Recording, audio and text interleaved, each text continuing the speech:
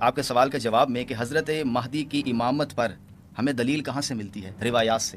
اہل سنت والجماعت کا متفقہ نظریہ ہے، ابن حزم کے استثناء کو چھوڑ کر کہہ رہا ہوں، کہ اخبار احاد زن کا فائدہ دیتی ہیں، اور مہدی علیہ السلام کی نسبت سے ساری روایات اخبار احاد ہیں۔ تو یہ کوئی عقیدے کی چیز نہیں ہے۔ آقا علیہ الصلوۃ والسلام نے قرب قیامت اپنے خاندان کے افراد میں سے ایک فرد کی سیاسی بصیرت کو بیان کیا ہے۔ ہم اس روایت کو یوں دیکھتے ہیں، مطلب اللہ کی طرف سے نہیں ہوگی نا؟ کسی حدیث میں نہیں ہے۔ اچھا ٹھیک ہے، صحیح ہے، میں ان کا جواب جاننا چاہ رہا تھا۔ چلو اچھا ہوا، ایک چیز بات ہے، دیکھیں بات یہ جی دیکھیں اہل سنت والجماعت کا بڑا سخت اعتراض ہے۔ آپ نے جتنی قرآن کی آیت پڑھی، انبیاء کے حوالے سے پڑھی، انبیاء کی خلافت اور زمینی خلافت کے حوالے سے پڑھی، تو اہل سنت یہ کہتے ہیں کہ ان آیات کے اندر جو صریحاً ذکر ہے وہ انبیاء کا ہے، اس میں حضرت علی کا ہے، دیگر ائمہ اہل بیت کا ہے، کہ ان کے بارے میں یہ آیا۔ دیکھیں تو اللہ کے رسول صلی اللہ علیہ وآلہ وسلم نے اگر امیر المومنین علی علیہ الصلوۃ والسلام کو فقط ذوالعشیرہ دعوت ذوالعشیرہ کے اندر ہی ان کی خلافت کا اعلان کر دیا تھا، اور غدیر میں ان کا نامینیشن کا اللہ کے رسول نے اعلان کیا ہے، اور یہ فرمایا کہ من کنت مولا فہذا علی مولا، جس کا میں مولا ہوں اس کا علی مولا ہے۔ امام حسن حسین کے لیے اللہ کے رسول نے کیا کہا؟ یہ تمام تر باتیں کیا ابس ہیں، بے فائدہ تھیں، یہ فقط ان کی فضیلت کے لیے تھی؟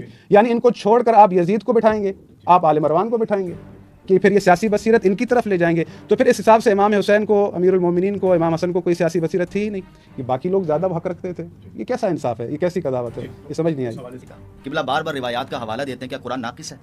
کہ ہمیں اس کو سمجھنے کے لیے روایت کی طرف جانا پڑے؟ پھر قبلہ نے کہا کہ محمد و آل محمد اس کی شرح کرتے ہیں، بے شک ہم مانتے شرح کرتے ہیں۔ ایک ہے براہ راست محمد و آل محمد سے قرآن کی آیت کی تفسیر سننا، اور ایک ہے سیکنڈ پرسن آ کر مجھے بتا رہا ہے قال جعفر الصادق، تو اس کو بھی کیا حجت مانا جائے گا؟ اس لیے ائمہ اہل بیت سے منسوب ایک روایت ہے، اور صحیح روایت ہے۔ ائمہ اہل بیت ارشاد فرماتے ہیں کہ ہماری نسبت سے، بلکہ آقا علیہ السلام کا بھی فرمان ہے، خطیب بغدادی نے اس کو نقل کی، کہ ہماری نسبت سے کوئی روایت اگر قرآن سے متصادم ہو تو دیوار پہ مار دو۔ تو وہ خود فرما رہے کہ سٹینڈرڈ تو قرآن مجید ہے، یہ قبلہ سٹینڈرڈ روایات کو بنا رہے ہیں۔ تو قرآن مجید نزول پیش کیا، شان نزول کبھی بھی متکلم کی منشا مراد نہیں ہوتی۔ اگر یہ آپ کو ابھی مثال کے طور پر امام المبین کے حوالے سے حدیث تواتر پیش کر دیں، حدیث میں شیعہ ہو تواتر، جاؤں گا، ایک بھی پیش کر دیں حدیث متواتر یہ بھی پوچھ کر دیں کہ امام المبین سے مراد حضرت میں علی آپ کے ہے، سامنے کہہ رہا ہوں میں شیعہ ہو جاؤں گا، جس میں آپ کو ماننے میں کسی قسم بھائی کی حدیث متواتر لے آئیں، شیعہ ہو جاؤں گا۔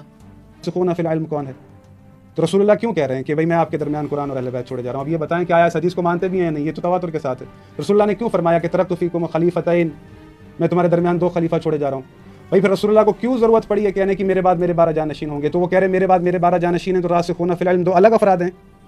بالکل نہیں، تو ان چیزوں کو سمجھیں نا، جی جو میں چیز کہہ رہا ہوں جی، اس مدعا کو حل کریں۔ آپ دیکھیں اگر تو اس چیز کو نہیں مانتے، جو میں دلائل آپ کے سامنے رکھ رہا ہوں کہ بھائی اللہ، میں نے اتنی آیتیں آپ کے سامنے پڑھی ہیں، آپ اس چیز کو نہیں مانتے، اگر آپ یہ بات کر رہے ہیں کہ ہر چیز کو جو ہے نا اگر گردان بنا لیں گے کہ اس میں تواتر نہیں ہے اور یہ نہیں ہے وہ نہیں ہے، تفسیر کا مسئلہ ہے۔ بات یہ ہے کہ رسول اللہ کے بعد رسول اللہ کی مسند کا فیصلہ لوگ کریں گے، یہ قرآن میں کہاں ہے؟ اللہ کرے گا، یہ کہاں ہے؟ کیوں وعد اللہ الذین آمنوا منکم وعملوا الصالحات لا یستخلفنهم، میں پہلے کہہ رہا ہوں اطیعوا اللہ واطیعوا الرسول واولو الامر منکم، اللہ کرے گا، اور رسول اللہ کے اچھا آپ بتا سکتے ہیں دیکھیں آیت استخلاف کی تفسیر بتا سکتے ہیں؟ مخالفت ہم ان کی غلطی بیان کر رہے ہیں، یہ غلطی بیان کر رہے ہیں۔ اچھا جی جی بسم اللہ، میں کہہ رہا ہوں نا کہ قرآن مجید اگر کسی کو سمجھ نہیں آیا، قرآن مجید اگر یہ یزید کی بات کر رہے ہیں، قرآن مجید اگر کسی کو سمجھ نہیں آیا تو اس کی تفسیری غلطی بھائی یہ غلطی کا لفظ انہوں نے کہا، ٹھیک ہے نا، کہ ان سے غلطی ہوگی۔ کن سے؟ آپ نے بھی کہا نا کہ جنہوں نے یہ چیز کی کہ بھائی اس نظام کو یزید کو کھڑا کیا، جنہوں نے یزید کو کھڑا کیا، وہی کہہ رہے ہیں نا بھائی جو شورا اللہ نے کہی تھی اس طریقے سے بنا اور مخالفت میں چلے گئے تو قرآن کی مخالفت ہوگی۔ جنہوں نے یزید کو کھڑا کیا تھا ان سے غلطی ہوئی، ہاں یہ آپ نے کہا، ہاں میں یہ کہہ رہا جو مقصد جو کھڑا ہوا تو قرآن کی مخالفت میں، جنہوں نے اس کی بیعت کیا، تو جو قرآن کی مخالفت کرتا ہے اس کے لیے اللہ نے قرآن میں کیا کہا؟ اللہ تعالیٰ نے قرآن مجید میں وہ جگہ پر بھی بیان کیا کہ فتنہ، جب فتنہ سامنے آ جائے تو بعض اوقات کیا کہتے ہیں، وہ کہاں آیت سن لینا، آیت تو پڑھے نا ساتھ، کہاں قرآن میں؟ آپ قرآن اللہ کی بات کریں جنید بھائی، آج 2 گھنٹے اور بیٹھیں گے، آیت کب پڑھے نا ساتھ ساتھ، یہ امام باقر کے اس قول کا مطلب بیان بھائی وہ میں بات دیکھو، آپ ہدف سے نہ ہٹے نا، آپ آیت جنید بھائی 1000 آیتیں بھی پڑھ جاؤں گا، خدا کا مدعا ہوا میں ہی ہے، خدا کا مدعا میں بیان کر رہا ہوں، میں خدا کا مدعا میں نے بیان کیا، خدا کا مدعا میں نے بیان کیا ہے، نظر انداز کیا ہے، خطا واحد کو قاضی بنایا، نظام ہدایت کو میں نے بیان کیا ہے، آپ قرآن کو پڑھیں، قرآن مجید میں کیا کہتا ہے، علماء کو میں نے بیان کیا ہے۔ آپ دیکھیں بات سے موضوع سے نہ ہٹیں، آیت استخلاف موضوع سے آپ نہ ہٹیں، سنیں، آیت استخلاف میں موضوع سے نہ ہٹیں نا، ہمارا کلام کو ہٹایا اور استخلاف کا معنی ہی بدل دیا۔ آپ پہلے غلطی کہہ کے پھر آپ کہہ رہے ہیں کہ نہیں اللہ نے قرآن میں، آپ ان کو غلطی بھی کہہ رہے ہیں۔ اب اللہ نے جو نہیں کی یہ رسول اللہ پر بہتان ہے، اگر رسول اللہ نے وصیت نہیں کی تو رسول اللہ کا یہ کہنا، رسول اللہ کا یہ کہنا کہ میرے بعد میرے 12 جانشین ہیں، اس کا ہدف کیا ہے؟ کیوں کہا اگر یہ وصیت نہیں ہے؟ پھر رسول اللہ نے اگر وصیت نہیں کی پھر رسول اللہ نے یہ کیوں کہا کہ میں تمہارے درمیان؟ اس چیز کا مجھے بھائی آخر تک جواب ملتا، ترکت فیکم خلیفتین ترکت فیکم ثقلین، وہ دیکھنے والے دیکھ رہے ہیں کہ کیا جواب میں نے دیا، وہ سمجھ رہے ہیں، بچے نہیں ہیں، چھوٹے بچے نہیں بیٹھے ہمارے سامنے جو سننے والے ہیں۔ آج کل دور بڑا تبدیل ہو گیا ہے، لوگ سمجھتے ہیں کہ کس کی بات میں کتنا وہ ہے۔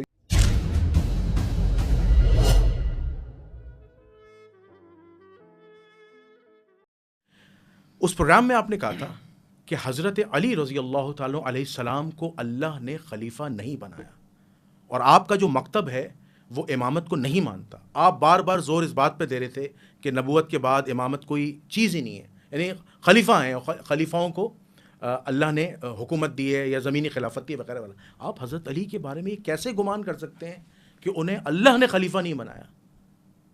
اس حوالے سے ذرا جواب دیجیے. بسم اللہ الرحمن الرحیم، الصلاۃ والسلام علی رسولہ الکریم وعلی آلہ وصحبہ اجمعین، اما بعد. بہت شکریہ جنید بھائی. میں چاہوں گا کہ ناظرین اور آپ بھی وہ پروگرام دوبارہ دیکھیں. مولا کائنات کی امامت کا میں نے انکار نہیں کیا تھا، معمور من اللہ ہونے کا انکار کیا تھا. اور اہل سنت والجماعت بھی اسی بات کو بیان کرتے ہیں کہ ختم نبوت کے بعد کوئی بھی معمور من اللہ نہیں ہے. اہل سنت ہوں یا اہل تشیع ہوں، مقدمہ امامت یا نفس امامت پر کوئی اختلاف نہیں ہے. تقرر امام پر اختلاف ہے کہ امام کا تقرر کیسے ہوگا، چونکہ نبوت ختم ہو گئی ہے. اب کیا آسمان سے کوئی رابطہ اب بھی باقی ہے کہ اللہ تعالیٰ لوگوں کے اجتہاد سے یا لوگوں کی باہمی مشاورت سے مسلمانوں کا سیاسی امیر منظر عام پر لائے، یا اللہ تعالیٰ خود ہی فیصلہ فرما دے وحی کے ذریعے، الہام کے ذریعے، اس کو آپ جو بھی نام دیں؟ یہ بنیادی اختلاف ہے سنی شیعہ کے ہاں. تو وہاں پر میں نے اس کو واضح کیا تھا کہ سیدنا ابو بکر ہوں، سیدنا عمر ہوں، سیدنا عثمان ہوں، سیدنا علی ہوں یا سیدنا حسن ابن علی ہوں، یہ خلافت راشدہ علی منہاج النبوہ مسلمانوں کی باہمی مشاورت سے منعقد ہوئی ہے، تلوار کے زور پر نہیں ہوئی. یہ اہل سنت کا بنیادی عقیدہ ہے. ان کے پیچھے خدا کی کوئی حجت نہیں کھڑی. جس طرح انبیاء کا انتخاب ہوتا ہے، اہل سنت کے ہاں یہ عقیدہ نہیں ہے کہ آئمہ کا بھی خدا انتخاب کرتا ہے. امام سے مراد قبلہ وضاحت فرمائیں گے مسلمانوں کا سیاسی امیر یا مسلمانوں کا ہر مشکل سے نجات دینے والا. وہ دین کا مسئلہ ہو، سیاست کا مسئلہ ہو، معیشت کا مسئلہ ہو، کوئی بھی مسئلہ ہو تو مسلمانوں کو مشکل سے وہ نکالے. چونکہ اب انبیاء دنیا سے رخصت ہو گئے ہیں تو انبیاء کے جانشین اب ہماری رہنمائی کریں گے. تو ہم یہ کہتے ہیں کہ وحی کا سلسلہ بند ہو گیا ہے، اب اجتہاد ہے. قرآن و سنت بالکل واضح ہیں. ہر بندہ قرآن و سنت کے واضح دلائل کی روشنی میں خدا کی منشا تک پہنچے گا.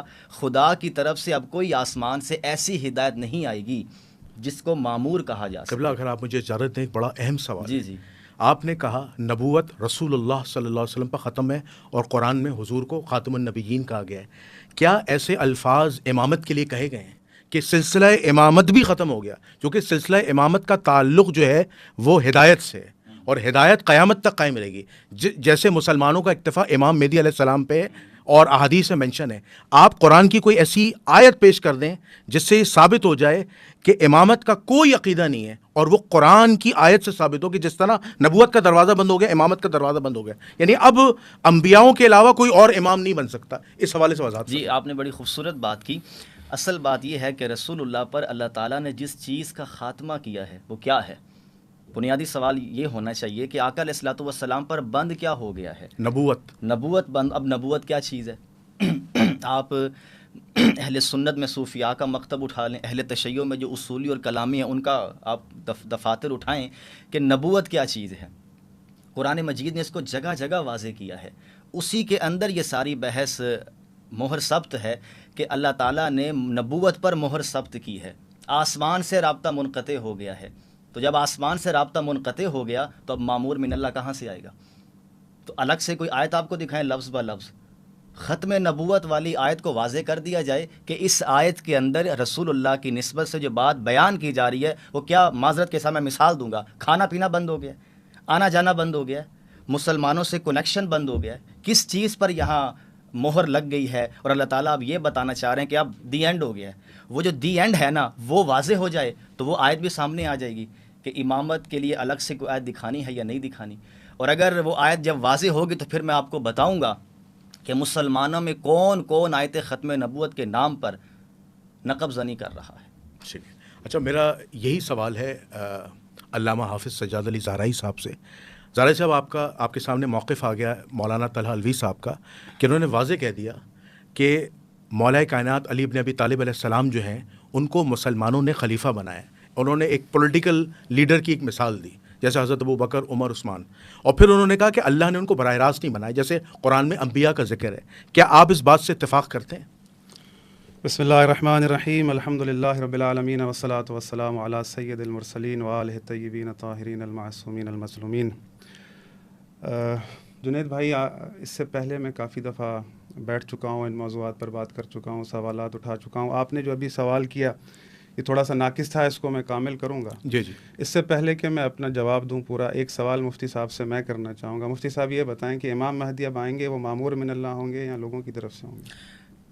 چلے، آپ نے بڑا اچھا سوال ابھی سے کر دیا کہ سیدنا امام مہدی علیہ الصلوۃ والسلام کی نسبت سے جو روایات کتب سنہ کے اندر موجود ہیں نا، ان ساری روایات کو نکال کر ہم اگر پڑھ لیں تو میں نے شاید آپ سے پہلے بھی بات کی اور کئی شیعہ علماء سے بھی بات ہوئی کہ ایک ہے اطلاقی موضوعات پر گفتگو کرنا اور ایک ہے اصولی موضوعات پر گفتگو کرنا۔ کون امام ہے کون امام نہیں، اس پر بات ہو سکتی ہے، لیکن اس کے پیچھے جو مقدمہ ہے اگر وہ واضح ہو جائے تو حضرت مہدی کا بھی جو سٹیٹس ہے وہ واضح ہو جائے گا۔ آپ کے سوال کے جواب میں کہ حضرت مہدی کی امامت پر ہمیں دلیل کہاں سے ملتی ہے؟ روایات سے۔ اہل سنت والجماعت کا متفقہ نظریہ ہے، ابن حزم کے استثناء کو چھوڑ کر کہہ رہا ہوں، کہ اخبار احاد ظن کا فائدہ دیتی ہیں، اور مہدی علیہ السلام کی نسبت سے ساری روایات اخبار احاد ہیں۔ تو یہ کوئی عقیدے کی چیز نہیں ہے۔ آقا علیہ الصلوۃ والسلام نے قرب قیامت اپنے خاندان کے افراد میں سے ایک فرد کی سیاسی بصیرت کو بیان کیا ہے، ہم اس روایت کو یوں دیکھتے ہیں۔ مطلب وہ اللہ کی طرف سے نہیں ہوں گے نا؟ کسی حدیث میں نہیں ہے۔ اچھا ٹھیک ہے، صحیح ہے، میں ان کا جواب جاننا جی چاہ رہا جی تھا۔ جی چلو اچھا ہوا ایک چیز جی بات ہے۔ دیکھیں، بات یہ ہے کہ اللہ رب العالمین کا جو دین ہے وہ کامل دین ہے، بے شک، اور اس نے فرمایا کہ ان الدین عند اللہ الاسلام، اور اللہ رب العالمین نے اس دین کو ہمارے لیے چنا ہے اور مہر لگائی ہے، الیوم اکملت لکم دینکم واتممت علیکم نعمتی ورضیت لکم الاسلام دینا، کہ آج میرا دین تمام ہو گیا اور میں نے تم پر تمام نعمتیں تمام کر دی اور میں دین اسلام پر تم سے راضی ہو گیا۔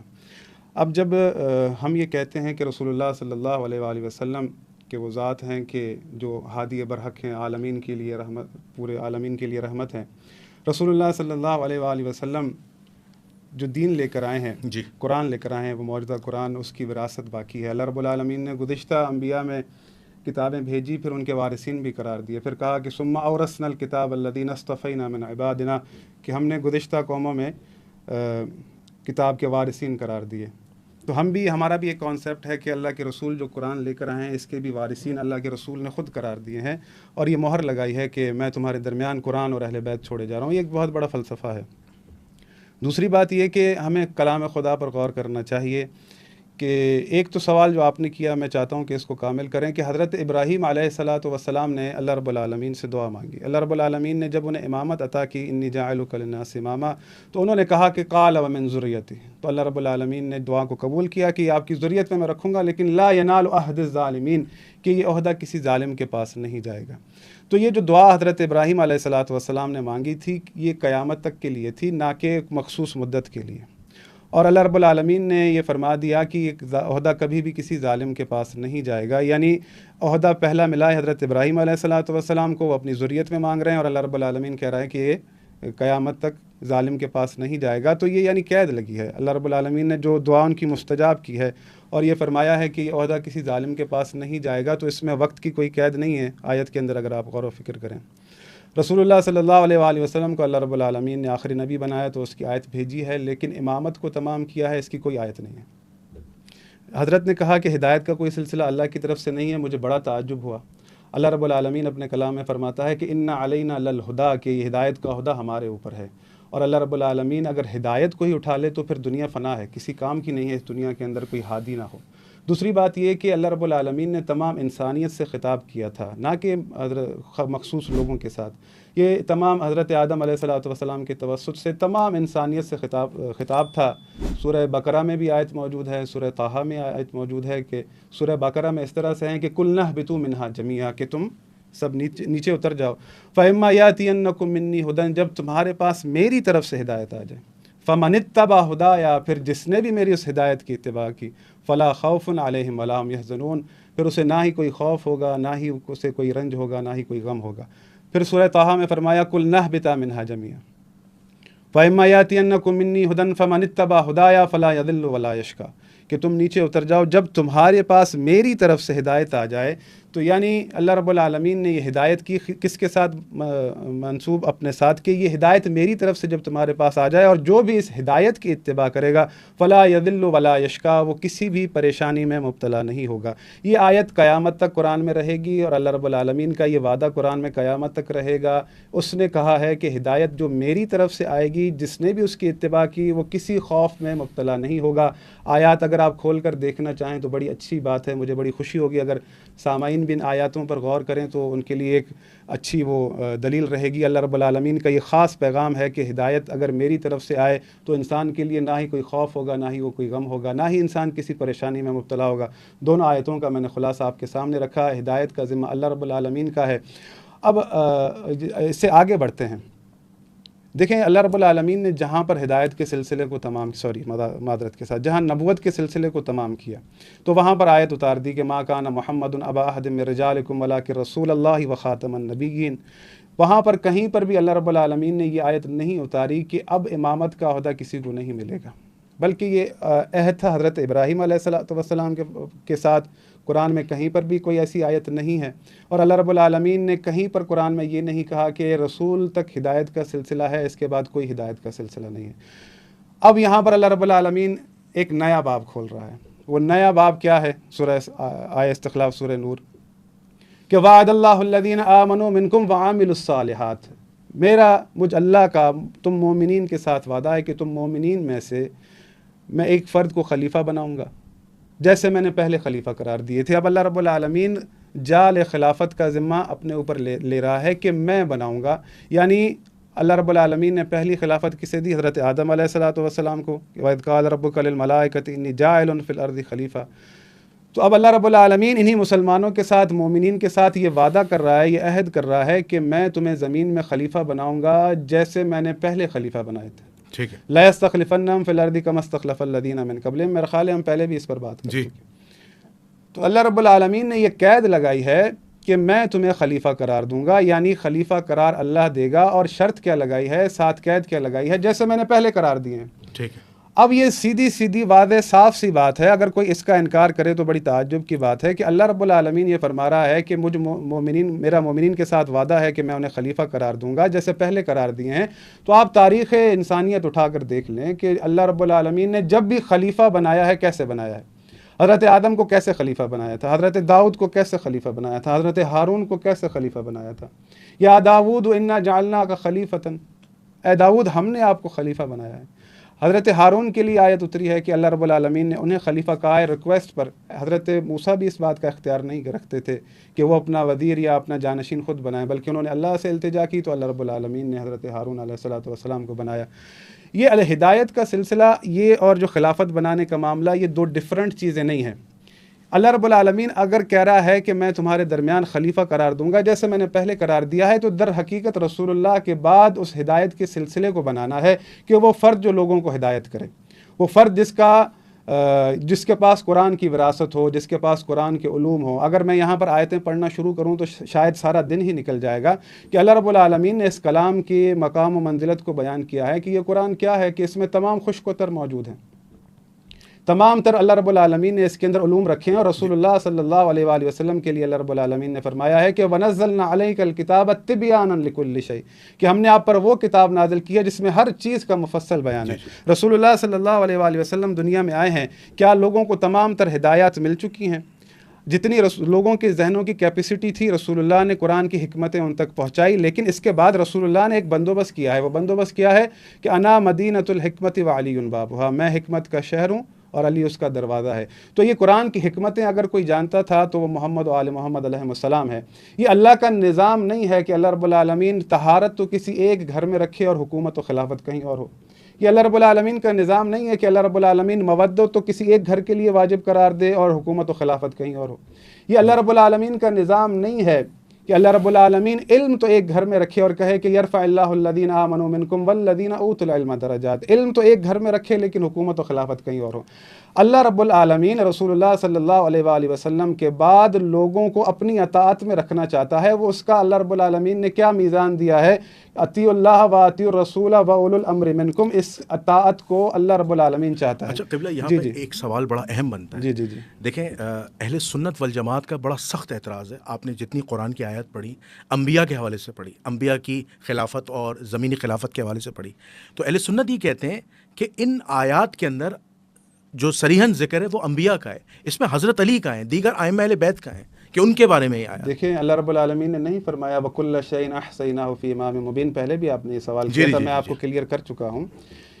اللہ رب العالمین فرما رہا ہے وَكُلَّ شَيْءٍ أَحْصَيْنَاهُ فِي إِمَامٍ مُبِينٍ، ہم نے ہر چیز کو ضبط کر دیا ہے، کس میں؟ امام مبین کے اندر۔ یہ آیت کہاں پر ہے؟ سورہ یاسین کے اندر۔ تو جب یہ ساری باتیں ضبط کر دی ہیں قرآن کے اندر، اگر ہم وہ اچھا ساری اس کا فیصلہ کون کرے گا؟ آیت حضرت علی کے بارے میں؟ بالکل آپ اپنی تفاسیر میں اٹھا کر دیکھ لیں، میں آ رہا تھا اس کی طرف۔ اچھا اچھا، نہ فقط شیعہ تفاسیر بلکہ آپ کی تفاسیر میں بہت کوئی reference ہے آپ ساری کے کتب پاس؟ احادیث میں موجود ہے، بلکہ میں ابھی آپ کو سرچ کر کے نکال دیتا ہوں کہ اچھا کس کس کتاب کے اندر یہ حدیث موجود ہے۔ اور امیر المومنین کی شان میں یہ آیت نازل ہوئی ہے کہ اللہ رب العالمین نے فرمایا وَكُلَّ شَيْءٍ أَحْصَيْنَاهُ فِي إِمَامٍ مُبِينٍ، ہم نے ہر چیز کو امام مبین میں ضبط کر دیا ہے۔ تو یہ تمام کے تمام علوم کی بات ہے جو کہ امیر المومنین علی علیہ الصلوۃ والسلام کو اللہ رب العالمین نے عطا کی ہیں، رسول اللہ کے علم کا وارث قرار دیا ہے۔ اور رسول اللہ نے اگر یہ کہا ہے کہ میں آپ کے درمیان قرآن اور اہل بیت چھوڑے جا رہا ہوں، در حقیقت ان کی سپرمیسی کی بات ہے کہ قرآن کے ہم پلہ قرار ان کو رسول اللہ نے قرار دیا ہے۔ آپ رسول اللہ کی اطاعت کی بات چل رہی تھی کہ اللہ رب العالمین نے پھر ایک اور باب یہ کھولا ہے کہ اطیعوا اللہ و اطیعوا الرسول و اولو الامر منکم۔ اللہ رب العالمین یہ چاہتا ہے کہ ہم اطاعت کریں اللہ کی، اس کے رسول کی، اور جو صاحبان امر ہیں ان کی اطاعت کریں تم میں سے۔ اب رسول اللہ خود اولو الامر ہیں اور ان کی موجودگی میں اس اللہ رب العالمین نے اس آیت کو بھیجا ہے۔ رسول اللہ خود اولو الامر ہیں، ان کی موجودگی میں اولو الامر کی اطاعت کا حکم آیا ہے، تو اس کی تفسیر، اس کی تشریح کرنا رسول اللہ کی ذمہ داری ہے، کیونکہ رسول اللہ لوگوں کو یہ تک بتا رہے ہیں کہ آپ نے مال کیسے خرچ کرنا ہے، رسول اللہ لوگوں کو یہ تک بتا رہے ہیں کہ یتیموں کے ساتھ آپ نے کیا سلوک کرنا ہے، دین آپ کا سارا آپ کو رسول اللہ بتا رہے ہیں۔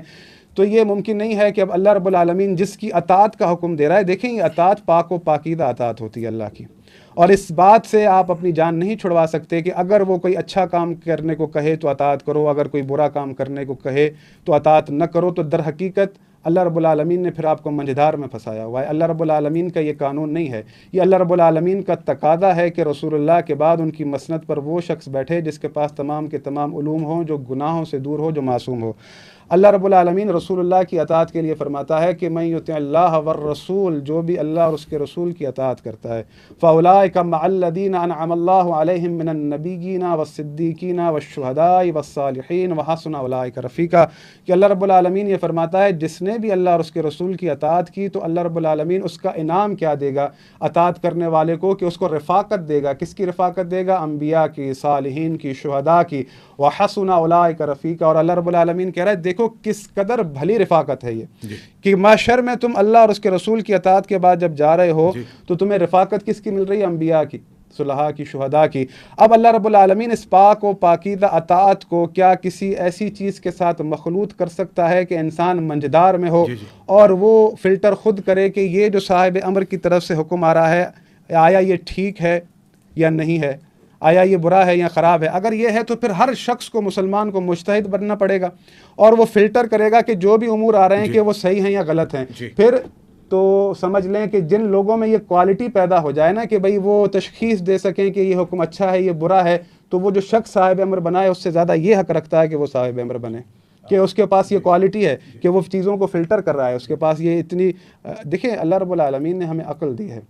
مجھے بڑا افسوس ہوا کہ مفتی صاحب کے اس جواب سے کہ امام مہدی علیہ الصلوۃ والسلام آئیں گے، وہ سیاسی بصیرت کے لیے کہا ہے، رسول اللہ صلی اللہ علیہ وآلہ وسلم کی وصیت کو انہوں نے اس طرح سے پیش کیا، مجھے سمجھ لیں کہ دل میں ایک دکھ سا اٹھا کہ رسول اللہ صلی اللہ علیہ وآلہ وسلم، یعنی کوئی ایسا محدث نہیں ہے جنہوں نے امام مہدی علیہ الصلوۃ والسلام کے لیے نہیں لکھا، اور کیا کہا کہ وہ اللہ رب العالمین کا امر ہیں، پوری دنیا میں اسلام کو نافذ کریں گے، شرق و غرب سے اسلام یعنی شرق و غرب اسلام کے رنگ سے رنگ جائے گا، یعنی ایک دین نافذ ہوگا، اللہ رب العالمین کا امر نافذ کریں گے۔ وہ وعدہ اللہ رب العالمین کا جو انبیاء کے ساتھ وہ تمام کے تمام وعدے امام مہدی علیہ الصلوۃ والسلام پورے کریں گے، یعنی وہ شخصیت کے جس کی پیشن گوئی رسول اللہ کر رہے ہیں، اور آج مفتی صاحب کہہ رہے ہیں کہ وہ ایک سیاسی بصیرت کے لیے ہے، تو بھائی بات یہ ہے کہ یہ سیاسی بصیرت کے لیے 1400 سال بعد ایک فرد کی ضرورت ہمیں پڑ رہی ہے، اس سے پہلے جو زمانہ ہے تو کیا ہمیں ان چیزوں کی ضرورت نہیں ہے؟ اللہ نے ہم سے نہیں کہا کہ واعتصموا بحبل اللہ جمیعا ولا تفرقوا، کہ اللہ کی رسی کو مضبوطی سے تھامو. جی میں اپنی بات تمام کر رہا ہوں. تو اللہ کے رسول صلی اللہ علیہ وآلہ وسلم نے وہ ہمیں راہ دکھا دی ہے کہ ہم در بدر نہ بھٹکیں, اور ہمیں بتا دیا ہے کہ آپ کی فلاح و بہبود اسی میں ہے. آپ چاہتے ہیں کہ گمراہی سے بچیں, تو قرآن اور اہل بیت میں آپ کے درمیان چھوڑے جا رہا ہوں. تو اللہ کے رسول صلی اللہ علیہ وآلہ وسلم نے اگر امیر المومنین علی علیہ الصلوۃ والسلام کو فقط ذوالعشیرہ دعوت ذوالعشیرہ کے اندر ہی ان کی خلافت کا اعلان کر دیا تھا, اور غدیر میں ان کا نامینیشن کا اللہ کے رسول نے اعلان کیا ہے, اور یہ فرمایا ہے کہ من کنت مولا فہذا علی مولا, جس کا میں مولا ہوں اس کا علی مولا ہے. امام حسن و حسین کے لیے اللہ کے رسول نے کیا کہا؟ یہ تمام تر باتیں کیا ابس ہیں, بے فائدہ تھیں, یہ فقط ان کی فضیلت کے لیے تھی؟ یعنی ان کو چھوڑ کر آپ یزید کو بٹھائیں گے, آپ آل مروان کو بٹھائیں گے, کہ پھر یہ سیاسی بصیرت ان کی طرف لے جائیں گے؟ تو پھر اس حساب سے امام حسین کو, امیر المومنین کو, امام حسن کو کوئی سیاسی بصیرت تھی ہی نہیں. یہ باقی لوگ زیادہ وہ حق رکھتے تھے. یہ کیسا انصاف ہے؟ یہ کیسی قضاوت ہے؟ یہ سمجھ نہیں آئی. اچھا, آپ نے علامہ حافظ سجاد علی زہرائی صاحب کا تو کمپلیٹ موقف دیکھ لیا.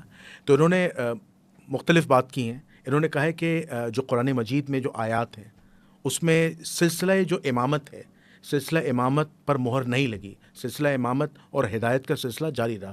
اس میں سب سے بہترین انہوں نے مثال دی قرآن مجید کی آیت سے ابراہیم علیہ السلام کی, اور ان کی دعا کی کہ ان کی اولادوں میں بھی امامت سلسلہ چلے اور لوگوں کے لیے ہدایت بنے. دوسری بات وصیت کے اعتبار سے کہ وصیت کو اہل تشیع مانتے ہیں, آپ لوگ وصیت کے انکاری ہیں, جس کی وجہ سے امام مہدی کی شخصیت کے متعلق بھی آپ نے کہا کہ آپ انہیں سیاسی شخصیت مانتے ہیں, پولیٹیکل لیڈر مانتے ہیں. پھر آپ کے سامنے دو چیزیں علامہ صاحب نے مینشن کی آیت استخلاف کے حوالے سے کہ یہ ائمہ اہل بیت علیہ السلام کے شان میں, اور پھر امام المبین کے حوالے سے جو انہوں نے قرآن کی آیت پڑھی کہ یہ حضرت علی علیہ السلام کے لیے مخصوص ہے. اس حوالے سے آپ کا کیا موقف ہے؟ ماشاءاللہ قبلہ نے کافی آیات تلاوت کی ہیں. یہاں پر بنیادی سوال ہی میں رکھوں گا. ہمارے ہاں 1200 سال سے مسلمان امت, شیعہ ہوں یا سنی ہو, تفاسیر کے اندر چند ایک تفاسیر کو چھوڑ کر میں عرض کروں گا, خدا کا مدعا آج تک واضح نہیں ہو سکا. ہزاروں ہم آیتیں سنا دیتے ہیں اور اس کے کانٹیکس میں اور بھی بہت سی چیزیں لے کر آ جاتے ہیں. قبلہ نے بھی خدا کے مدعا کو واضح کیا, خارج سے ایک دلیل دی ہے, ایک روایت جو بعض محدثین کے نزدیک ثابت بھی نہیں ہے. اور اکثر روایات جو تفسیری کتابوں میں ہوتی ہیں اس پر محدثین کوئی کلام نہیں کرتے. میں نے کون سی حدیث پڑھی ہے کہ امام مبین مولا علی ہیں, آپ نے کہا نا روایات میں ہے. ہاں, تو یہ تفسیری روایتوں میں جو تفسیری کتب کے اندر جو روایات آتی ہیں اس کا مطلب کیا ہوتا ہے؟ تو میرا بنیادی طور پر میں اس پوری گفتگو کو ان شارٹ ہی کر رہا ہوں کہ انہوں نے اتنی آیات تلاوت کی ہیں. بنیادی سوال کہ خدا کا مدعا واضح کیسے ہوگا؟ قرآن مجید کے اندر اللہ تعالیٰ نے جو گفتگو کی ہے وہ عربی مبین میں کی ہے, اس کو کیسے سمجھا جائے گا؟ قبلہ بار بار روایات کا حوالہ دیتے ہیں, کیا قرآن ناقص ہے کہ ہمیں اس کو سمجھنے کے لیے روایت کی طرف جانا پڑے؟ پھر قبلہ نے کہا کہ محمد و آل محمد اس کی شرح کرتے ہیں. بے شک ہم مانتے شرح کرتے ہیں.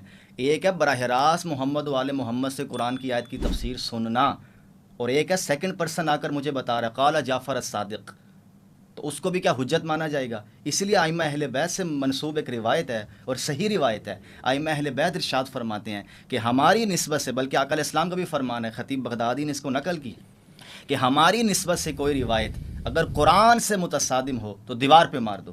تو وہ خود فرما رہے کہ سٹینڈرڈ تو قرآن مجید ہے, یہ قبلہ سٹینڈرڈ روایات کو بنا رہے ہیں.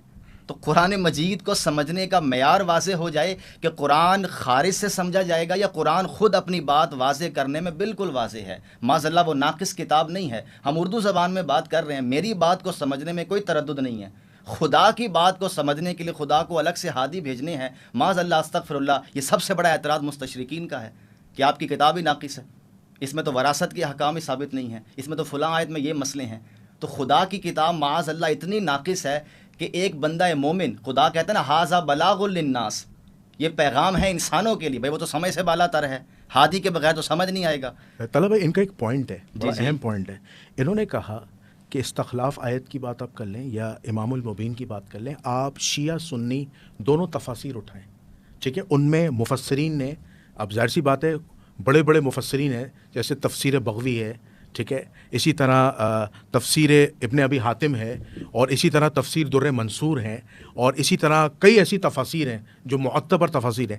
یقیناً مفسرین نے جو اس کی شرح لکھی ہوگی یا جو اس کی آیت کی شان نزول بیان کی ہوگی, اس میں بھی ظاہر سی بات ہے صحیح الاسناد احادیث آفٹر ویریفیکیشن لکھی ہوگی.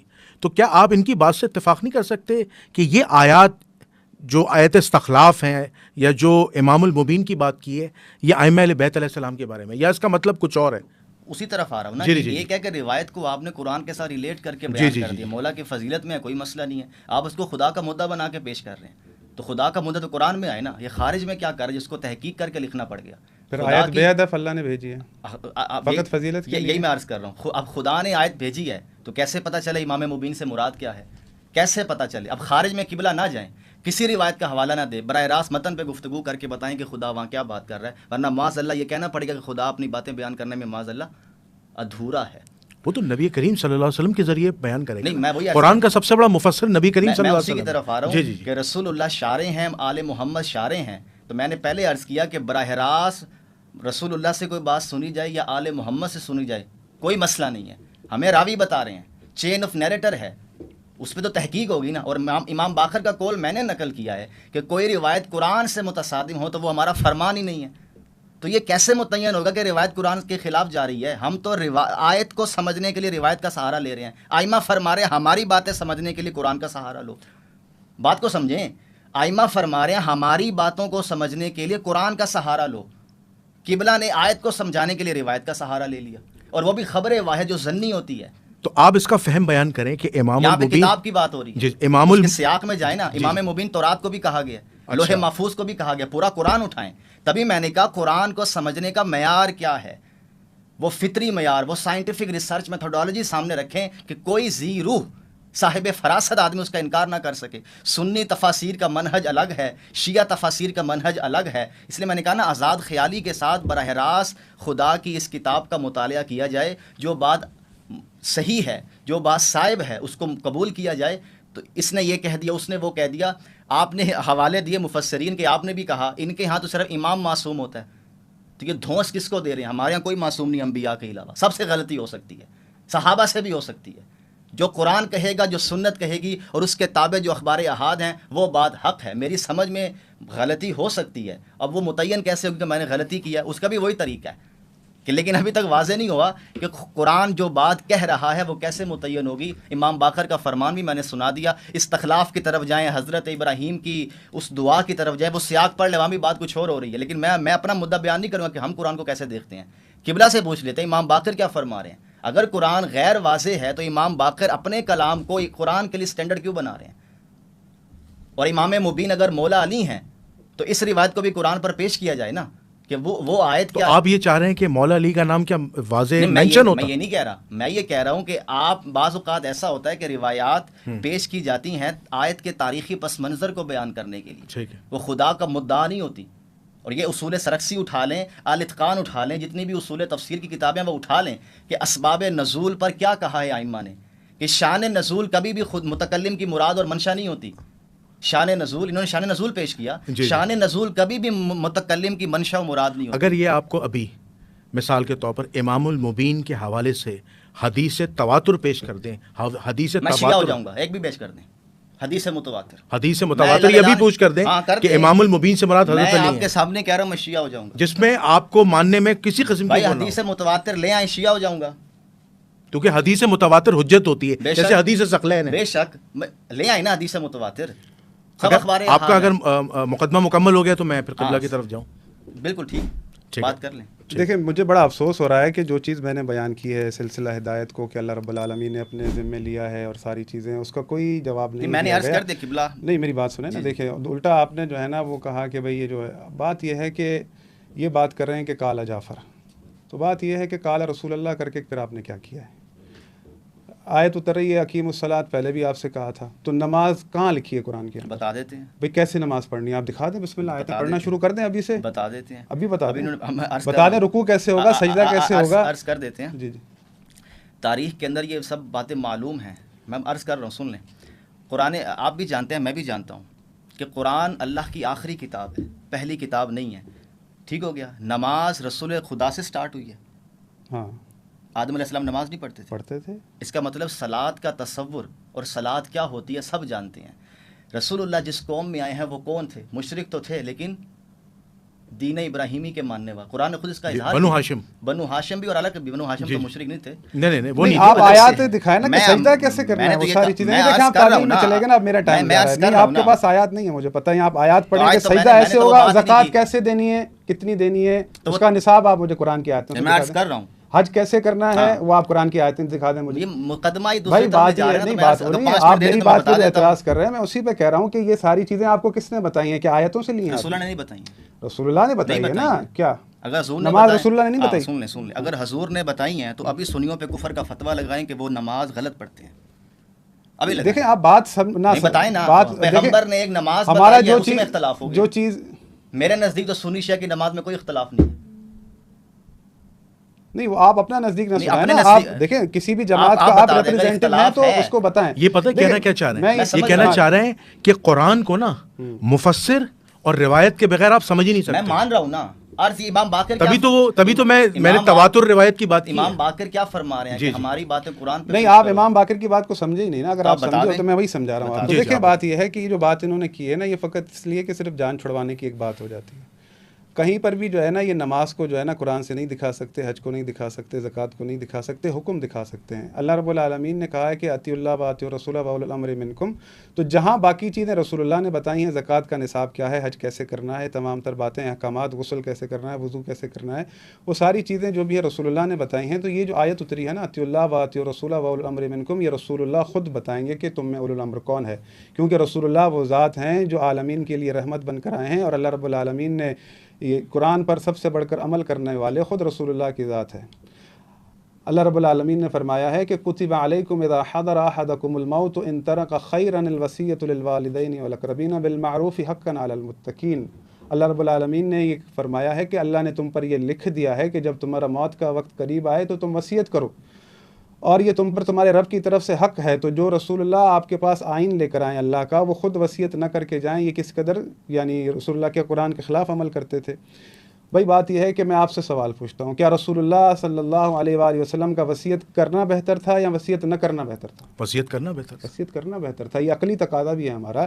تو بات یہ ہے کہ رہی بات یہ کہہ رہے ہیں کہ قرآن پہ جو انہوں نے اٹھایا کہ بھئی ہمیں خود نے سمجھنا ہے، تو اللہ رب العالمین فرماتا ہے وَالَّذِي أَنزَلَ عَلَيْكَ الْكِتَابَ مِنْهُ آيَاتٌ مُحْكَمَاتٌ هُنَّ أُمُّ الْكِتَابِ وَآخَرُ مُتَشَابِهَاتٌ فَأَمَّا الَّذِينَ فِي قُلُوبِهِمْ زَيْغٌ فَيَتَّبِعُونَ مَا تَشَابَهَ مِنْهُ ابْتِغَاءَ الْفِتْنَةِ وَابْتِغَاءَ تَأْوِيلِهِ وما يعلم تاويله الا الله والراسخون في العلم وما يذكر الا اولو الالباب۔ اللہ رب العالمین خود فرما رہا ہے کہ اس کے اندر آیات متشابہہ بھی ہیں، محکمات بھی ہیں۔ واما الذين في قلوبهم زيغ، جن کے دلوں کے اندر بیماری ہے، کجروی ہے، وہ متشابہ آیت سے کیا کرتے ہیں، فتنہ کرتے ہیں، اور چاہتے ہیں کہ حقیقی اس کی وہ لی جائے۔ وما يعلم تاويله الا الله، اس کی تعویل اللہ جانتا ہے۔ والراسخون في العلم، اب یہ جو آیت اتر رہی ہے راسخون فی العلم، وہ جانتے ہیں اس کی تعویل کو۔ تو اللہ رب العالمین نے زمین پر کوئی ایسے افراد رکھے ہیں جو اس کی تعویل حقیقی جانتے ہیں، جنہیں اپنے ساتھ رکھا ہے۔ میں جانتا ہوں اور وہ جانتے ہیں۔ وما يذكر الا اولو الالباب، اور سوائے اہل عقل کے اس پر کوئی غور فکر ہی نہیں کرتا۔ تو بھائی جب اللہ رب العالمین یہ فرما رہا ہے کہ اس کی تعویل میں جانتا ہوں اور راسخون فی العلم جانتے ہیں، یہ بات تو مبہم ہے، اس میں نام نہیں ہے قرآن کے اندر، تو راسخون فی العلم کی تشخیص کون کرے گا؟ رسول اللہ کیوں آئے قرآن لے کر؟ بس فقط سنانے کے لیے؟ اس کی تشخیص کون دے گا کہ راسخون فی العلم کون ہے؟ تو رسول اللہ کیوں کہہ رہے ہیں کہ بھئی میں آپ کے درمیان قرآن اور اہل بیت چھوڑے جا رہا ہوں؟ اب یہ بتائیں کہ آیا اس حدیث کو مانتے بھی ہیں یا نہیں؟ یہ تو تواتر کے ساتھ ہے۔ رسول اللہ نے کیوں فرمایا کہ ترکت فیکم خلیفتین، میں تمہارے درمیان 2 خلیفہ چھوڑے جا رہا ہوں؟ بھائی پھر رسول اللہ کو کیوں ضرورت پڑی ہے کہنے کی میرے بعد میرے 12 جانشین ہوں گے؟ تو وہ کہہ رہے میرے بعد میرے 12 جانشین ہیں، تو راسخون فی العلم 2 الگ افراد ہیں۔ بالکل نہیں، تو ان چیزوں کو سمجھیں جی نا، جی جو میں چیز کہہ رہا ہوں جی اس مدعا کو حل کریں۔ آپ دیکھیں اگر تو اس چیز کو نہیں مانتے، جو میں دلائل آپ کے سامنے رکھ رہا ہوں کہ بھئی اللہ، میں نے اتنی آیتیں آپ کے سامنے پڑھی ہیں، آپ اس چیز کو نہیں مانتے، اگر آپ یہ بات کر رہے ہیں کہ ہر چیز کو جو ہے نا اگر گردان بنا لیں گے کہ اس میں تواتر نہیں ہے اور یہ نہیں ہے وہ نہیں ہے، تفسیر کا مسئلہ ہے۔ بات یہ ہے کہ رسول اللہ کے بعد رسول اللہ کی مسند کا فیصلہ لوگ کریں گے، یہ قرآن میں کہاں ہے؟ اللہ کرے گا، یہ کہاں ہے؟ کیوں وعد اللہ الذین آمنوا منکم وعملوا الصالحات لا یستخلفنہم میں فی پہلے کہہ رہا ہوں اطیعوا اللہ واطیعوا الرسول واولی الامر منکم، اللہ کرے گا، وہ رسول اللہ کے اچھا آپ بتا سکتے اللہ ہیں رب دیکھیں آیت استخلاف کی تفسیر بتا میں سکتے بتا ہیں؟ دیتا نہیں، اللہ رب العالمین نے کیا فرمایا ہے؟ جی جی اللہ رب العالمین نے دیکھیں، کوئی یہ قرآن مذاق نہیں ہے، دین خدا مذاق نہیں ہے، استہزاء نہیں ہے، یہ اللہ پر بہتان باندھنے والی بات ہے۔ اس بہتان کی وجہ سے یہ کہ جو جیسا آ جائے، پھر ان کے پاس کوئی صورت نہیں بنی، انہوں نے کہا کہ یہ دھونس نہ جمائیں کہ معصوم امام کی. بھائی یہ خود اللہ کا تقاضا ہے کہ تم اس کی اطاعت کرو جو گناہوں سے پاک ہو، یہ اللہ کے دین پر سوالیہ نشان ہے. تو اب یہ نہیں کہ کس کا، پوری جماعت کا عقیدہ ہے نا کہ جو جیسا فاسق فاجر آ جائے اس کی اطاعت اللہ نے واجب کی ہے. قال رسول اللہ.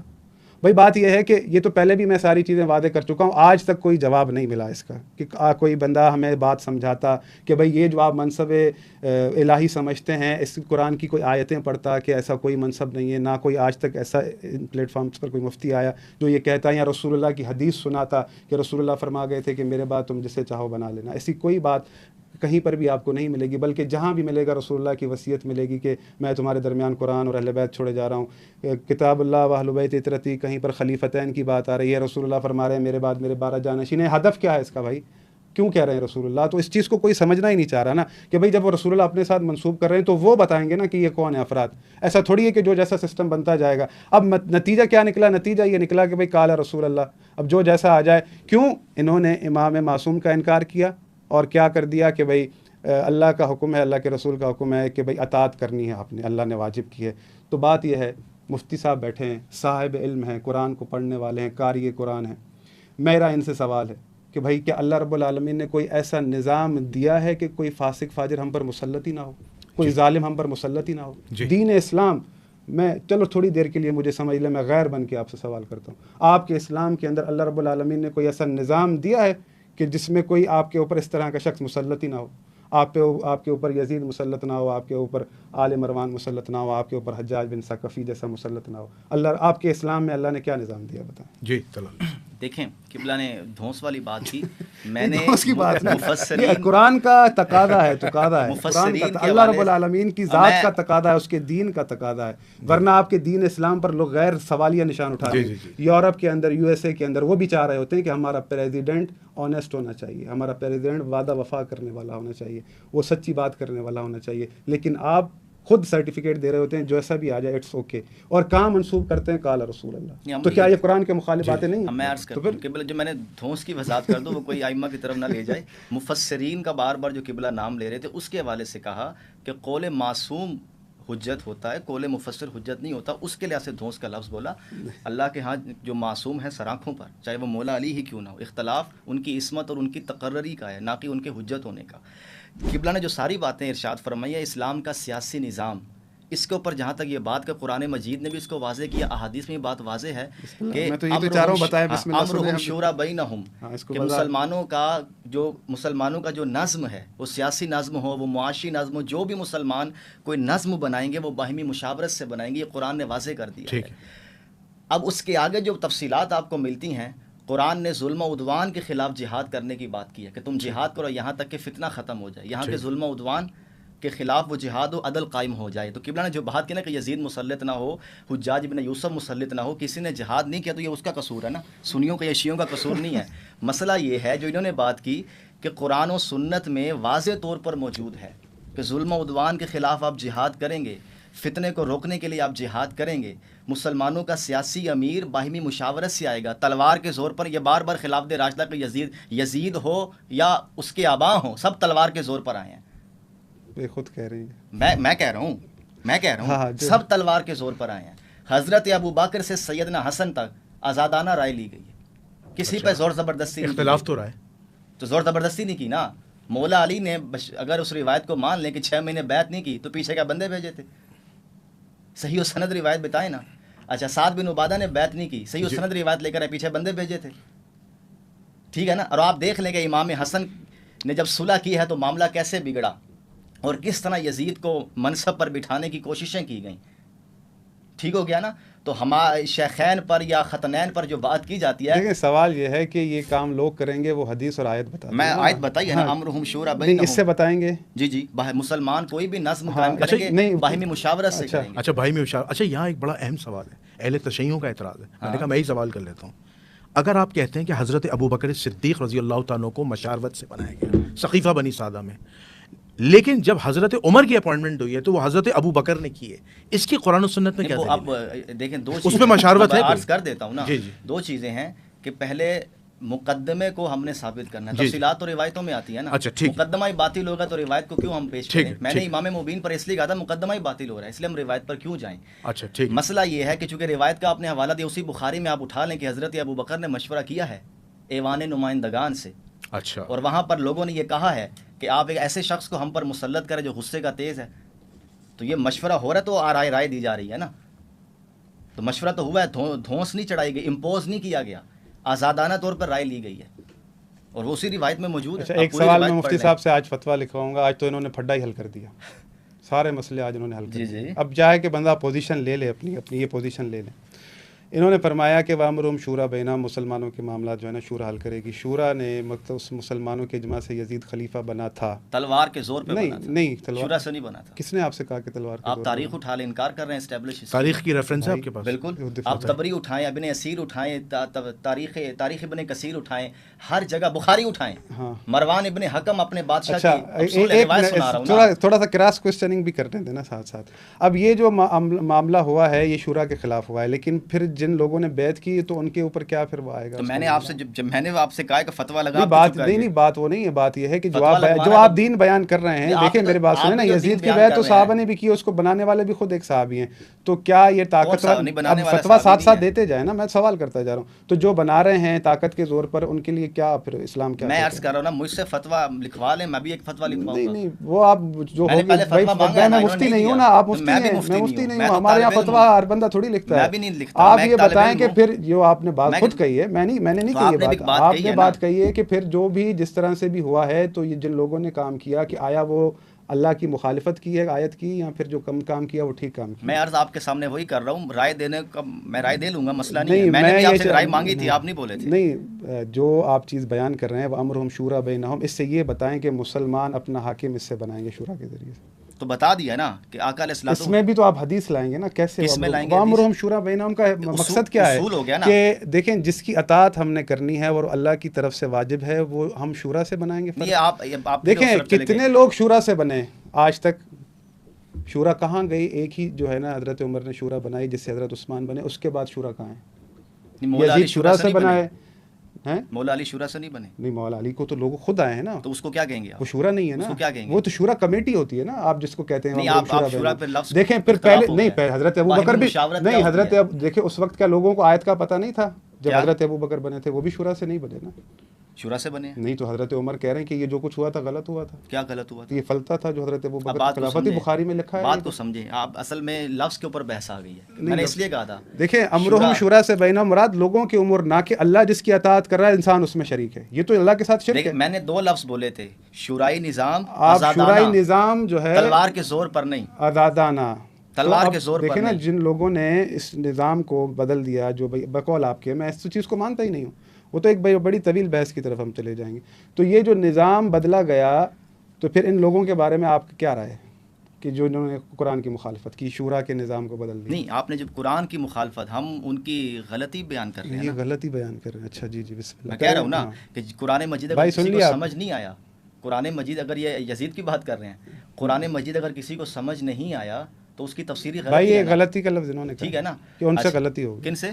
آپ نے ابھی کہا نا کہ جنہوں نے یہ چیز کی کہ بھائی اس نظام کو یزید کو کھڑا کیا، جنہوں نے یزید کو کھڑا کیا، وہی کہہ رہے ہیں نا بھائی جو شورا اللہ نے کہی تھی اس طریقے سے بنا اور مخالفت میں چلے گئے تو قرآن کی مخالفت ہوگی. جنہوں نے یزید کو کھڑا کیا تھا ان سے غلطی ہوئی. ہاں یہ آپ نے کہا. ہاں میں یہ کہہ رہا ہوں، جو مقصد جو کھڑا ہوا تو قرآن کی مخالفت میں. جنہوں نے اس کی بیعت کیا، تو جو قرآن کی مخالفت کرتا ہے اس کے لیے اللہ نے قرآن میں کیا کہا؟ اللہ تعالیٰ نے قرآن مجید میں اس جگہ پر بھی بیان کیا کہ فتنہ، جب فتنہ سامنے آ جائے تو بعض اوقات کیا کہتے ہیں، وہ کہاں آیت سن لینا، بات تو سن آیت تو پڑھے نا ساتھ. کہاں قرآن میں؟ آپ قرآن اللہ کی بات کریں. جنید بھائی آج 2 گھنٹے اور بیٹھیں گے. آیت تب پڑھے نا ساتھ ساتھ. یہ امام باقر کے اس قول کا مطلب بیان کریں. بھائی وہ میں بات دیکھو، آپ ہدف سے نہ ہٹے نا. آپ آیت پڑھیں. جنید بھائی 1000 آیتیں بھی پڑھ جاؤں گا، خدا کا مدعا ہوا میں ہی ہے. خدا کا مدعا میں بیان کر رہا ہوں. خدا کا مدعا میں نے قرآن کیا، پھر خدا کا مدعا میں نے بیان کیا ہے. نظر انداز کیا ہے، خبر واحد کو قاضی بنایا. نظام ہدایت کو میں نے بیان کیا ہے. آپ منٹ کو پڑھیں، قرآن مجید میں کیا کہتا ہے؟ علماء کو میں نے بیان کیا ہے. آپ دیکھیں بات سے موضوع سے نہ ہٹیں، آیت استخلاف موضوع سے آپ نہ ہٹیں، سنیں آیت استخلاف میں بھی موضوع سے نہ ہٹیں نا، سیاق کلام کو ہٹایا دیکھیں اور استخلاف کا معنی ہی بدل آپ دیا. پہلے غلطی کہہ کے پھر اب کہہ رہے ہیں کہ نہیں اللہ نے قرآن میں، آپ ان کو غلطی بھی کہہ رہے ہیں. اب اللہ نے جو قرآن میں کہا ہے وہ آیت تو پڑھ کے آج سنو. میں عرض کر رہا ہوں نا بھی آیت پڑھنے کا تب فائدہ ہے جب آیت کا مدعا پہلے یہ بتائیں کیسے واضح ہوگا. کیا مقصد؟ تو جو میں یہ کہہ رہا ہوں میرے بعد نزدیک میں تو باتیں ساری کریں گے، آیت تو آیتوں بتائیں میرے آیت کون سی ہے. نزدیک تو انہوں نے ساری آیتوں کی تفسیر ہی غلط کی ہے. بھائی غلطی کا کہہ کر اب یہ کون سی آیت پڑھنا چاہ رہے ہیں وہ میں سننا چاہتا ہوں. تو بتا دیا نا کہ امرہم شورا بینہم کے خلاف جو بھی آیا وہ غلط اچھا آیا. یہاں پہ غلط ایک آیا نا، پوائنٹ تو ہے. آپ کہہ رہے ہیں نا کہ اب اللہ نے جو ہے نا کہا ہے کہ جہاں فتنہ ہو وہ جہاں فتنہ قبلہ والی مجھے آیت. اجازت دیجیے گا، ایک بڑا اہم چیز رہ جائے گی. دیکھیں اس چیز کو کلیئر کروائیے گا. جی، انہوں نے میں کہا بھی کہ کرواؤں جہاں آپ یہ فتنہ clear ہو تو کیجیے ایک گا. اور کنڈیشن دیکھیں اس میں ایک تھے، چیز، ایک وہ بڑا condition اہم پوائنٹ clear رہ گیا، میں چاہتا ہوں وہ عوام الناس کے آگے رکھیں. وہ اہم پوائنٹ یہ ہے کہ کیا رسول اللہ صلی اللہ علیہ وآلہ وسلم وصیت کر کے گئے تھے؟ ٹھیک ہے، یہ ذرا بتائیں. آپ کہتے ہیں اہل سنت کہتے ہیں وصیت نہیں کر کے گئے تھے. اگر وصیت کر کے گئے تھے تو اہل سنت میں بھی اختلاف ہے. کیسے اختلاف؟ یہ ہے کہ اہل سنت میں 12 خلفاء کی حدیث ملتی ہے ہمیں، اس سے لگتا ہے کہ وصیت ہوئی تھی. قرطاس کے موقع پر حدیث کے مفہوم سے ہمیں ملتا ہے کہ وصیت نہیں ہوئی تھی. یہ دو بڑی کانٹرڈکشن ہے، اس کو ذرا کلیئر کریں پلیز. دیکھیں میں نے شروع میں ایک بات عرض کی تھی، قبلہ بار بار ناراض ہو رہے ہیں. مسئلہ یہ ہے کہ خدا کا مدعا کیسے واضح ہوگا. قرآن مجید ایک کامل کتاب ہے، قیامت تک کے لیے بنی نوع انسان کی ہدایت کے لیے واضح مصدر ہے. قرآن مجید سنی شیعہ کا اتفاق ہے. قرآن کے تابع ہے سب کچھ، قرآن سے باہر کچھ نہیں ہے. اور میں نے جو بات کی کہ آپ نے جتنی بھی روایات کا حوالہ دیا، عقیدہ امامت جس کی بنیاد پر آج ہم گفتگو فرما رہے ہیں، یہ کوئی چھوٹا سا عقیدہ نہیں ہے. اس کی بنیاد پر کفر کے فتوے بھی ہیں، جہنم کی وعید بھی ہے اگر وہ جان بوجھ کر معرفت امام کا انکار کرے. امام کی معرفت سے وہ ناآشنا ہے نا، جانتے بوجھتے. تو ان کے ہاں فتوے موجود ہیں، بعض تو جانتے بوجھتے کی بھی شرط نہیں لگاتے. اس کا مطلب عقیدہ امامت بہت بڑی چیز ہے. تو وہ خبر واحد سے ثابت ہوگا. خبر واحد کیا ہوتی ہے؟ ظنی. اہل سنت میں خبر واحد ظن کا فائدہ دیتی ہے. تو آپ کا تو سارا ہے ہی خبر واحد. کہاں ہے ہمارا؟ آپ اہل سنت کے مناہج آپ کے جانتے پاس تو کہاں ہیں؟ خبر ہی نہیں ہے، آپ کے پاس تو وصیت ہی نہیں ہے. میں عرض کر یہ رہا ہوں بات کر رہے ہیں کہ دیکھیں، خبر وصیت کی واحد بات آپ کے کر پاس رہا ہوں. ٹوٹل کچھ ہے ہی اب نہیں. جو آیت انہوں نے پڑھی نہ ہے، آپ کے پاس رسول اللہ کی بتائی ہوئی تفسیر ہے، جو نہ تو آپ ہم کے کہتے پاس ہی نہیں ہے کہ تفسیر ہونی رسول چاہیے. اللہ کی وصیت قرآن ہے. بالکل واضح آپ ہے. کے پاس تو خبر واحد ہی نہیں ہے. قرآن بالکل واضح ہے. آپ خبر بات واحد کر رہے تو ہیں ہے. خبر واحد مجھے ایک سوال کا طلب بھائی جواب دیتے ہیں تاکہ علامہ صاحب کی کنفیوژن بھی دور ہو جائے. رسول اللہ صلی اللہ علیہ وسلم وصیت لکھوانا چاہتے تھے، وصیت قرطاس کے موقع پر نہیں لکھوا پائے. حضور نے باہر جانے کا کہا، چلے جاؤ یہاں سے. ٹھیک ہے، حضور بیمار تھے، بہت سخت بیمار تھے. عبداللہ ابن عباس کے الفاظ کوٹ کیے جاتے ہیں کہ کاش ہمیں رسول وصیت لکھوا جاتے. یہ الفاظ ہیں اور اس حدیث کو محدثین نے صحیح کہا ہے کیونکہ اس کے جو مین راوی حدیث ہیں عبداللہ ابن عباس ہیں. کیا آپ نہیں سمجھتے کہ اگر رسول وصیت دے کے چلے جاتے تو یہ جو امت میں 1400 سال سے خلافت و امامت کا جھگڑا ختم ہو جاتا؟ جی بڑی آپ نے اچھی بات کی. اسی حدیث کو اٹھا کر دیکھیں. جی جی. اسی حدیث کے آخر میں آقا علیہ السلام نے نصیحتیں فرمائی ہیں. اچھا فرمائی ہیں. ایک جملہ آپ نے بولا ہے کہ یہود کو جزیرہ نما عرب سے نکال دو.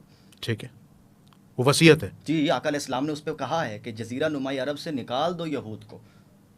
تو پھر اہل سنت یہ کیوں کہتے ہیں وصیت نہیں ہوئی؟ نہیں، تو عرض کر رہا ہوں وصیت سے یہودیوں کو تو مراد دوبارہ خلافت لے کے آئے بارے میں. ہیں جنید بھائی، یہودیوں تو دوبارہ آ گئے. خلافت کے بارے میں مسکن نہیں ہے نا ان کا. جزیرہ نما عرب مسکن نہیں ہے. جزیرہ نما عرب میں شرک نہیں ہے. تبھی تو جو دبئی میں مندر بنا ہے تو علماء میں اختلاف ہے کہ دبئی جزیرہ نما عرب میں آتا ہے کہ نہیں آتا. جزیرہ نما عرب میں ایک دین ہی رہے گا. ٹھیک ہے نا.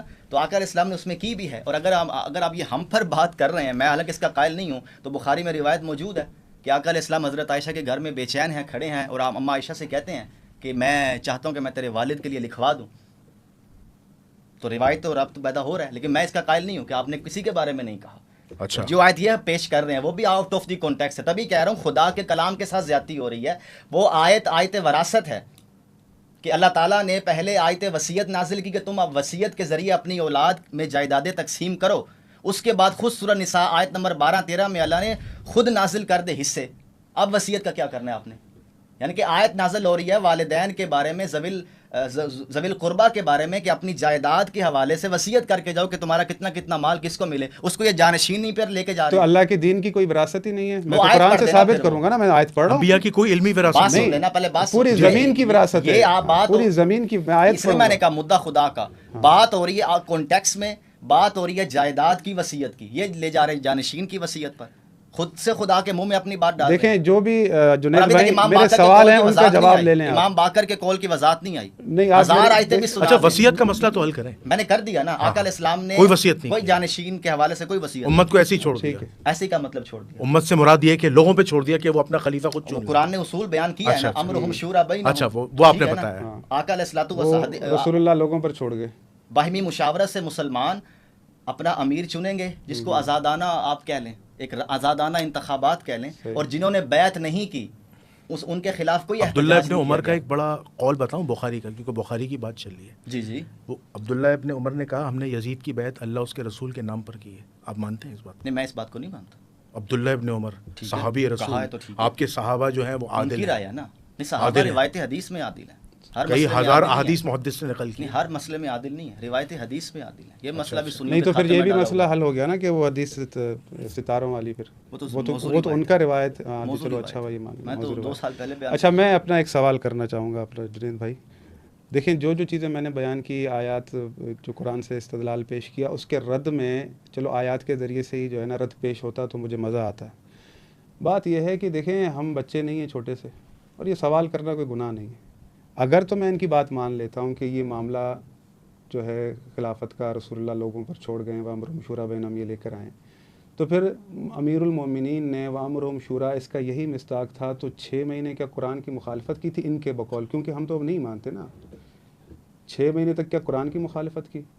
جیسا تیسا یزید آ گیا تھا تو کیا امام حسین قرآن کی مخالفت کر رہے تھے؟ وامرہم شورا بینہم, اصحاب نے تو بیعت کر لی تھی نا, لوگ تو جمع ہو گئے تھے نا کسی بھی صورت. تو اس میں اللہ رب العالمین نے ہمیں اس کنڈیشن میں کیا نظام دیا ہے؟ کوئی آیتیں پڑھ کے سنا دیں, وہ جو آیت یہ سنا رہے تھے.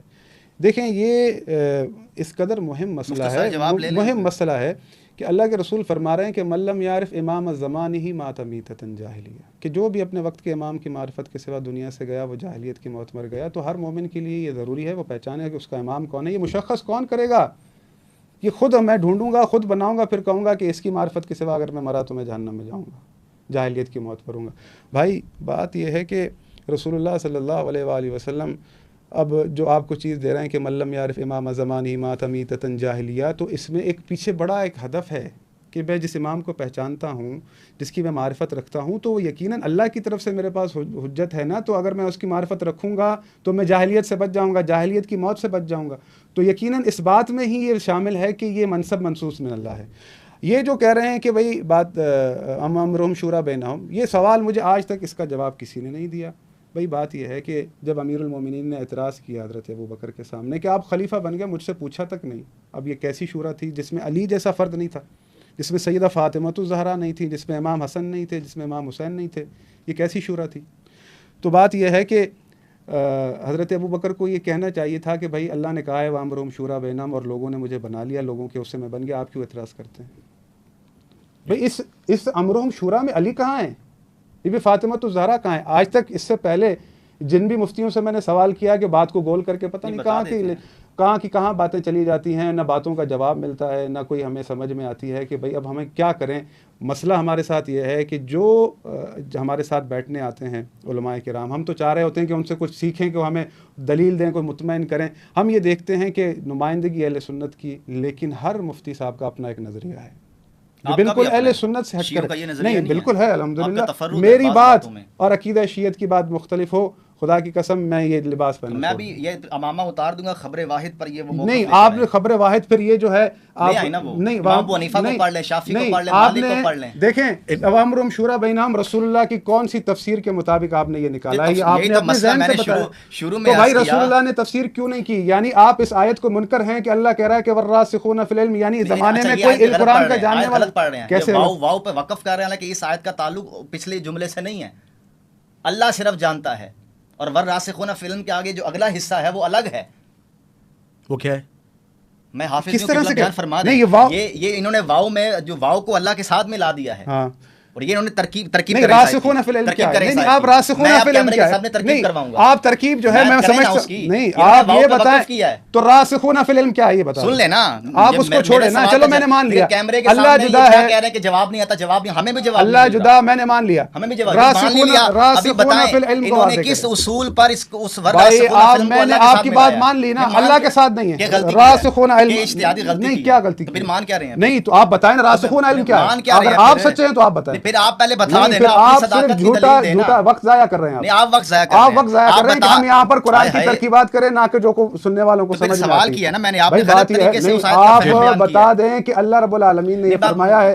نہیں فہم قرآن پر زیرو ہیں. اچھا وہ آپ زیرو ہوں گے. ہمارے پاس الحمدللہ ہمارے ائمہ کی تفاسیر موجود ہیں. ان کا مین پوائنٹ سن لیں. میں قبلہ میں چاروں انہوں نے کہا ائمہ کی تفاسیر ہے نا, الحم سے لے کر الحم سے لے کر ان سے پوچھیں رسول اللہ کے بعد سب سے بڑھ کر عالم کون تھا؟ سوال کریں. مولا علی. تو میں تو قائل ہوں ہم در علی پر جائیں گے. اچھا ان کی ایک دلیل ہے, ان کی ایک دلیل ہے. سنیں یہ پوائنٹ رہ جائے گا, میں چاروں عوام کیا گیا ہے. انہوں نے کہا کہ مولا علی علیہ السلام نے حضرت ابو بکر کی 6 مہینے تک بیعت. یہ روایت ثابت نہیں ہے. ٹھیک ہے بخاری میں لکھا ہے ثابت نہیں ہے. تو بخاری قرآن ہے. آپ ہر بات کو خبر روایت. تو انہوں نے کہا کہ مولا علی کا جو عمل ہے سنی منہج کو جانتے نہیں ہیں. امام دارقطنی کا اٹھائیں, دیکھیں یہ وقت ضائع کر رہے ہیں. مفتی صاحب کے پاس اپنے مکتب کے اپنے نظام کے کوئی دلائل نہیں ہے. جس نے کہا اچھا آپ سنیں ایک جملہ دیتے ہیں. ایک جو انجینئر محمد علی مرزا صاحب 6 مہینے ویت والی جو روایت ہے اس کو صحیح مانتا ہے. میں عرض کر رہا ہوں نا, عرض کرنا یہ وہ لے گئے والراسخون فی العلم. اور امام دارقطنی کا اٹھائیں, امام حمیدی کا اٹھائیں, سب نے لکھا اس بات کو. 6 مہینے والی روایت ثابت ہی نہیں. امام بیہقی نے لکھا ہے کہ یہ تو بیعت آپ کے پاس قرآن کے بعد سچی کتاب بخاری ہے. کس نے لکھا, یہ کس نے کہا ہے بتائیں. تو آپ کا عقیدہ ہے یہ برے صغیر کا جھوٹ ہے. برے صغیر کا جھوٹ ہے. امام دارقطنی نے 18 روایتیں بخاری کی ضعیف عرب نے بھی اس بات کی قائل ہے. بھائی عرب میں مسلم کو حجت مانا جاتا ہے. یہ آپ سے کس نے کہہ دیا؟ عرب میں مسلم کو ترجیح ہے بخاری پر. یہ آپ سے کس نے کہہ دیا؟ تو مسلم نے بھی یہ بات لکھی ہے. عرض کر رہا ہوں نا کیا لکھی ہے اس نے. یہی لکھا ہے نا کہ بھائی 6 مہینے نہیں کی. اب سن لینا, آپ مسلم کی بات کریں تو مسلم پہ کر لیتے ہیں. اب سن لیں مسلم کی بات مسلم میں کر لیتے ہیں نا. اس روایت کے اندر میں نے جو پہلے بھی بات کی ان سے, اس روایت کے اندر جو الفاظ موجود ہیں سارے طرق اٹھا کر دیکھ لیں. اس کے مد مقابل صحیح و سند روایات موجود ہیں کہ مولا علی نے تیسرے دن بیعت کی جب آقا علیہ السلام کی تجہید و تکفین سے فارغ ہوئے. اس وقت تک معاملہ وہیں پر تھا. کتاب کا ریفرنس دے سکتے ہیں, سنن الکبریٰ للبیہقی. اس کے اندر روایت سند پیش کریں. صحیح سند ہے. نہیں سند صحیح سند ہے. صحیح سند. آپ ترکیب کرتے ہیں, میں سند نہیں آپ مجھے یار آپ دیکھیں نا, بات سن لیں. آپ جو مشہور میں نے اپنی کتاب میں وہ روایت نقل کیا. میری بات سنیں, یہ بات کرتے ہیں خبر واحد پہ عقیدہ نہیں آئے گا. ان کے علماء بھائی عقیدہ نہیں ہے, جمہور اہل سنت کا یہ عقیدہ ہے کہ امیر المومنین نے 6 مہینے بیعت نہیں کی تھی. جمہور اہل سنت. یہ آپ اپنی ذاتی رائے لے کر آئے ہیں. ویسے میں ان کو آیت بھی پیش کر رہا ہوں اور یہ کہہ رہے ہیں کہ نہیں خدا کا مدعا کیسے. آپ بتائیں خدا کا مدعا. آپ کے ابن حجر اسقلانی اور یہ ساری چیزیں آپ کے پاس جو آج تک چیز رائج تھی, اب یہ بخاری مسلم سے بھی ہاتھ اٹھا لیے انہوں نے. ان کے سارے مورچے نہیں آپ نے کیوں اٹھایا. آپ اس کو قرآن کے بعد سچی کتاب کہتے ہیں, آپ آ جا کر اس کے ہاتھ اٹھا لیے. نہیں آپ مجھے دیکھیں, میری بات سنیں, ایک آیت ہو نا تو پھر مسئلہ ہے. ان سے پوچھیں کہ یہ جو قرآن کی آیت ہے وَيَقُولُ الَّذِينَ كَفَرُوا لَسْتَ مُرْسَلًا قُلْ كَفَىٰ بِاللَّهِ شَهِيدًا بَيْنِي وَبَيْنَكُمْ وَمَنْ عِندَهُ عِلْمُ الْكِتَابِ. اس کا ہدف کیا ہے؟ سورۃ الرعد کی آیت نمبر 43 امیر المومنین سیاق کلام اہل کتاب اللہ کافروں سے مخاطب ہے. وَيَقُولُ الَّذِينَ كَفَرُوا لَسْتَ مُرْسَلًا. امیر المومنین خود کہہ رہے ہیں کہ یہ میری سب سے بڑی فضیلت ہے. امیر المومنین تو پھر آپ سر دین سے ہاتھ اٹھا لیں. آج سارے دین آپ نے جو باتیں رسول اللہ سے سنی, آپ نے جو دین سنا رسول اللہ سے سنا. یار یہ کیسی باتیں کر رہے ہیں, اس کی تفسیر بیان کر. جنید بھائی یہ بچکانہ باتیں کر رہے ہیں. آپ یہ مجھ سے کہہ رہے ہیں آپ نے مولا علی سے سنا ہے, تو انہوں نے جو دین ان کے پاس ہے انہوں نے رسول اللہ سے سنا. شروع سے وہی بات ہے. چلے اس کی تفسیر تو بیان کر رہا ہوں نا. قرآن مجید کو سمجھنے کا بار بار میں عرض یہ کر رہا ہوں, یہ بات 4 گھنٹے تک بھی ہو جائے. علامہ طباطبائی کی ان کی تفسیر ہے. بھائی دیکھیں جنید بھائی, ہمارا موضوع ہے خلافت و امامت. جی بالکل. یہ نظام ان سے آپ اللہ کے رسول اور قرآن سے ثابت کروائیں. جی میں چاہ رہا تھا اس کو اچھے طریقے. ہمارے نزدیک اسلام نے کوئی نظام, میں کہہ رہا تھا اس کو کنکلوڈ. تو بھائی امروم شورا آج ان کو جو ہے نا سارے مل کے آج سارے مل کے امروم شورا امام اہل سنت والجماعت کس نظام خلافت کو مانتے ہیں, اصول بیان کر دیں. اور یہ آج ان سے کہیں کہ آج آیت موجود ہے نا امروم شورا بینہم, تو بسم اللہ امام مہدی بنا لیں جو سب تمام پوری امت کا ایک خلیفہ ہو. آج کیوں نہیں بناتے؟ تو جو نہیں بنا تھا اس سے پوچھے نا. اچھا تو اب پوری امت سے پوچھ رہا ہوں نا میں آپ کے ذریعے سے. پوچھ آپ لینا. بتائیں نا بھائی کیوں نہیں ہو رہا؟ آپ آپ کا اس نظام موقف کو نہیں مانتے نا. جی جی آپ تو اس نظام کو نہیں مان رہے نا. تو بھائی یہ ہے کہ بھائی یہ نظام اللہ کی طرف سے نہیں ہے تو ہم کیوں انتظار کریں؟ پھر ہم بنا لیں خود, یا جنید بھائی خلیفہ بن جائیں یا یہ بن جائیں. عرض کر رہا ہوں نا, ہمارے یہاں ایک اور روایت بھی موجود ہے, علیکم بسنتی وسنت الخلفاء الراشدین المہدیین. یہ مہدی کے لفظ کے اوپر جو اتنا بحث کیے جا رہے ہیں. اچھا ابھی ان سے میں نے پوچھا, سوال کر لیا, عالم کون ہے؟ امیر المومنین عالم ہے نا. تو امیر المومنین عالم ہیں, حضرت ابو بکر خلیفہ ہیں, تو ہدایت کون کرے گا؟ میں عرض کر دیتا ہوں. حضرت ابو ایک خلیفہ موجود ہیں تو جس سے ہدایت لینی ہے. اب یہ تو آپ دیکھیں نا کتنا بڑا کانٹرڈکشن ہے. ایک منٹ مفتی صاحب, امیر المومنین کو عالم مانتے ہیں, عالم کہہ رہے ہیں, اور عالم جو ہے وہ بیعت کرے کس کی جو ان سے کم علم والا. نہیں دیکھیں, نہیں میری بات سنیں نا, جو فتوی امام زید پہ وہ ہم پہ نہیں. آپ قرآن کو نہیں مان رہے, آپ مجھے کیونکہ بحث بڑھتی ہے. نہیں میری بات سنیں, عالم امیر المومنین کو مانتے ہیں, تو یعنی جو خلیفہ بنتا ہے وہی ہادی ہدایت دیتا ہے بقول ان کے, وہی سارا دین دیتا ہے. آپ نے شروع میں کہا کیا کہا ہے کہ بھائی جو خلیفہ بنانے کی ضرورت اس لیے ہوتی ہے کہ وہ تمام امور کو سنبھالتا ہے. تو ہدایت کا دیکھیں, ان کے پاس ان کے جو حکومت کے امام ہیں وہ دوسرے ہیں, ان کی حدیث کے امام دوسرے ہیں, ان کی فقہ کے امام دوسرے ہیں. ہمارے پاس ایسا نہیں ہے, اور اللہ کا نظام یہ نہیں ہے. نہیں ہمارے پاس ایسا نہیں ہے. وہ ہمارے پاس, ہم ان سے احکام لیتے ہیں جو وہ دین کو جانتے ہیں, علم رکھتے ہیں, مجتہد ہیں, ان سے دین لیتے ہیں. لیکن بھائی سیستانی صاحب اپنی جیب سے فتویٰ نہیں دیتے. سیستانی صاحب وہ بات کرتے ہیں جو قال رسول اللہ یا قال امام ہوتی ہے. نہیں دیکھیں, وہ ہمارے مجتہدین ہیں, مراجین ہیں.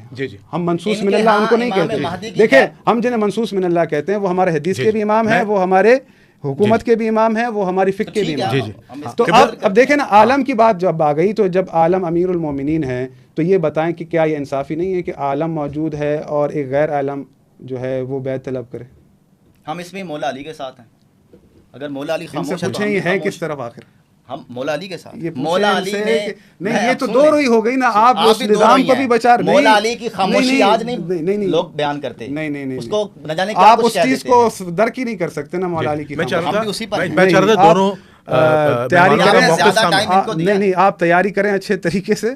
مجھے بڑا تعجب ہوا, نہیں مجھے بڑا تعجب ہوا. میرے باقر کے فرمان کا فہم بیان نہیں کر سکتے آپ. مجھے دیکھیں نا, امام باقر کا فہم یہ ہے کہ جو ہم بات کر رہے ہیں وہ قرآن کے مخالف نہیں ہوتی, یہ فہم ہے. ہاں نہیں ہوتی نا, اگر ہو جائے. دیکھیں نا, اگر کوئی بات ایسی نکلتی ہے, اگر کوئی بات ایسی نکلتی ہے امام کی جو قرآن کے مخالف ہو, تو یہ ہمارا عقیدہ ہے کہ ہم اس کو نہیں مانتے. تو آپ اسے ثابت کیا کرنا چاہتے ہیں؟ آپ مجھے بار بار یہ پوچھ رہے ہیں. ثابت یہ کرنا چاہ رہا ہوں کہ جو ہمارا موضوع ہے پیچھے ہم مولا علی کو کلیئر کیا نہیں ہے. ہم یہ کہنا چاہتے ہیں کہ امام سٹینڈرڈ قرآن کو بنا رہے ہیں. تو بھائی قرآن جو ہے ان هذا القرآن یہدی للتی ہی اقوم, سن لینا قرآن سٹینڈرڈ ہے نا. امام قرآن کی طرف کیوں جائیں گے؟ قرآن امام کی تائید کرتا ہے, امام قرآن سے دین دیتا ہے. دونوں آپس میں اکٹھے ہیں. یہ تو ایک ڈفرنٹ چیز ہے. اصل میں انہوں نے مجھے کہا تیاری کر. ہم دیکھیں بھائی, بات یہ ہے کہ رسول اللہ نے وصیت نہیں کی, یہ رسول اللہ پر بہتان ہے. اگر رسول اللہ نے وصیت نہیں کی تو رسول اللہ کا یہ کہنا, رسول اللہ کا یہ کہنا کہ میرے بعد میرے 12 جانشین ہے, اس کا ہدف کیا ہے؟ کیوں کہا اگر یہ وصیت نہیں ہے؟ پھر رسول اللہ نے اگر وصیت نہیں کی, پھر رسول اللہ نے یہ کیوں کہا کہ میں تمہارے درمیان؟ اس چیز کا مجھے بھائی آخر تک جواب ملتا. ترکت فیکم خلیفتین ترکت فیکم ثقلین. وہ دیکھنے والے دیکھ رہے ہیں کہ کیا جواب میں نے دیا. نہیں وہ سمجھ رہے ہیں, بچے نہیں ہیں, چھوٹے بچے نہیں بیٹھے ہمارے سامنے جو سننے والے ہیں. آج کل دور بڑا تبدیل ہو گیا ہے, لوگ سمجھتے ہیں کہ کس کی بات میں کتنا وہ ہے. یہ جو میں نے احادیث پیش کی تھی, نہیں دم دکھانے نہیں, ہم تو ایک علمی گفتگو کر رہے تھے. لیکن انہوں نے بہتان کی بات کی نا, ختم نبوت کے بعد مامور من اللہ کا عقیدہ خدا پہ بہتان ہے. نہیں کیوں بہتان؟ جیسے حضور پہ بہتان مامور من اللہ, میں نے آیات پڑھی ہیں. ایک بھی آپ اللہ کی ہدایت کے منکر ہو رہے ہیں. ان آیات کا فہم آپ قرآن کے وارثین کے منکر ہو رہے ہیں, آپ راسخین کے منکر ہو رئے ہیں. نہیں فہمی غلط بیان میں یہ کہہ رہا تھا, میں ہی کہہ رہا ہوں جیسے آپ نے مجھے کہہ دیا. محشر میں جملہ تمام کر دیں تاکہ ہم محشر میں پہنچیں گے, اور اللہ رب العالمین نے فرمایا ہے کہ فَاصْبِرُوا حَتَّى يَحْكُمَ اللَّهُ بَيْنَنَا وَهُوَ خَيْرُ الْحَاكِمِينَ. میں یہ کہہ رہا تھا, آپ دونوں کا موقف سامنے آ گیا اور ماشاءاللہ بہت اچھی ڈیبیٹ ہوئی ہے. ساتھ